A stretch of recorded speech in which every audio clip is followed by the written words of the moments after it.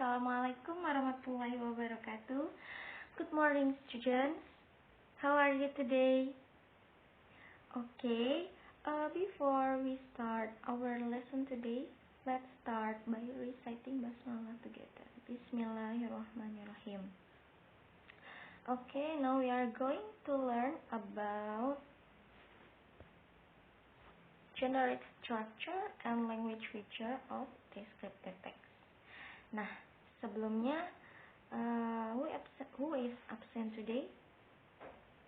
Gak ada? Okay, I will check your attendance list. Ini kelas 10 IPA ya? Okay. Aldimia Daniati, Delita Reviana Ningtyas, Inayatul Ahilah, Halimatul Sa'diyah, Iflah, Ikramatul Hasanah, Lailatul Hasanah, Lailatul Muntafi'ah, Muslimah, Nafilatul Solihah, Sonia, Siti Maisaro, Siti Aisyah, Ufifah Khairatun Nisa. Oke. Jadi kita akan belajar generic structure and language feature of descriptive text. Next. Yang akan kita pelajari pertama adalah generic structure dari descriptive text. Ada yang tahu generic structure dari descriptive text itu apa? Jadi generic structure of descriptive text itu ada dua. Yang pertama identification, yang kedua description. Nah, untuk penjelasannya, ayo disimak. Identification, identifying the phenomenon to be described, such as person, place, animal, or thing. Jadi, diidentifikasi itu menjelaskan fenomena, mengidentifikasi fenomena yang akan dijelaskan seperti orang, tempat, hewan, or sesuatu. Nah, jadi biasanya identifikasi ini terletak di bagian awal paragraf.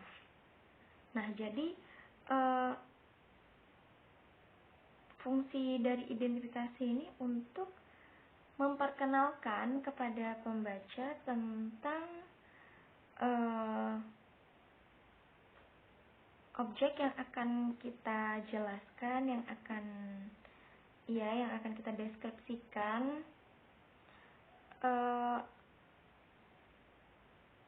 sebelum kita menjelaskan yang lebih rinci di paragraf selanjutnya.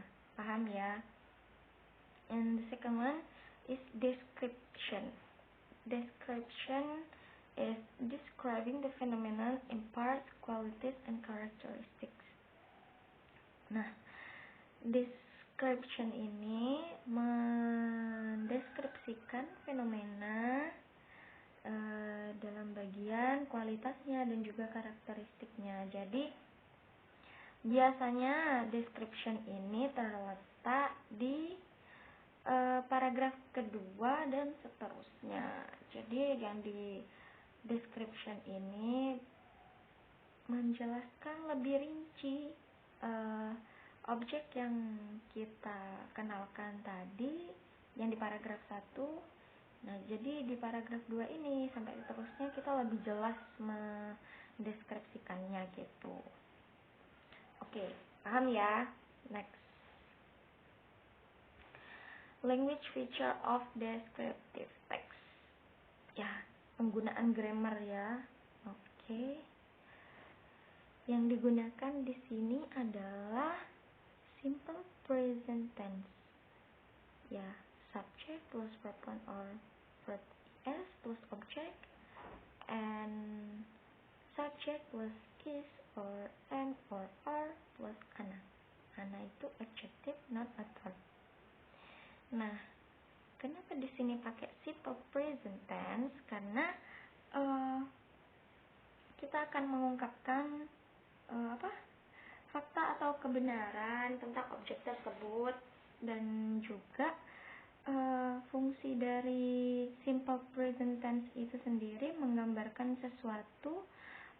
Jadi yang maka kata kerjanya itu yang digunakan adalah kata kerja bentuk pertama, yaitu verb one. Yang kedua, the use of the adjective, an adjective. For the example, a beautiful beach, a handsome boy. Nah, mana yang adjektif? Beautiful, ya. A handsome. Nah, jadi di sini tuh menggunakan kata sifat. Tahu kan apa aja kata sifat? Ya, cantik, beautiful itu cantik. Handsome, terus apa lagi? Smart, diligent, ya. Terus specific participant. Specific participant ini lebih jelas objeknya. For the example, Borobudur Temple. Nah, itu objek yang akan kita jelaskan itu jelas. Apa itu Borobudur Temple? Atau Candi Borobudur. Itu Pasir Putih Beach, pantai Pasir Putih. Nah, di sini juga kita menggunakan action verb. For the example, run, sleep, walk. Action verb itu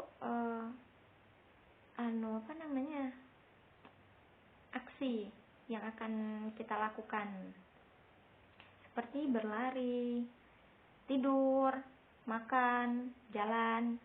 Paham ya? Oke. Sampai sini ada yang ditanyakan? Oke, before we close our lesson today, let's say Alhamdulillah together. Alhamdulillahirrabbilalamin. Okay, thank you students. See you in the next video. Wassalamualaikum warahmatullahi wabarakatuh.